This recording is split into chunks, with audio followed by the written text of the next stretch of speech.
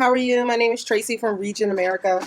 I just want to give you some information on if you hear this word often called tech neck and what exactly that means. Well, today, everybody has their phones, everybody has their neck down. Every single person is on a laptop, as I am from time to time as well. And what happens is your neck starts to go down like this.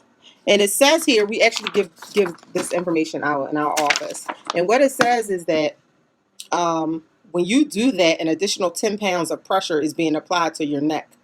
That's a lot. 10 pounds, that's a lot of weight. And so it adds to your spine having headaches, having aches, having pains.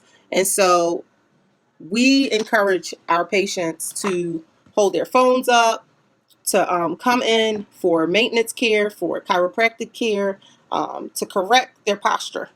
Balance screen time with activity. That means not to stay on your phone as long as you do. Actually, there's a way that you can find that out, how long you've been on your phone. So these are just some tips that would help you. And if you hear that tech neck, you'll know exactly what that means. So we are definitely here for you. And I just wanted to give you that information so you're aware of what's going on out here, because technology is becoming faster and faster. All right, guys, have a fantastic day. Thank you.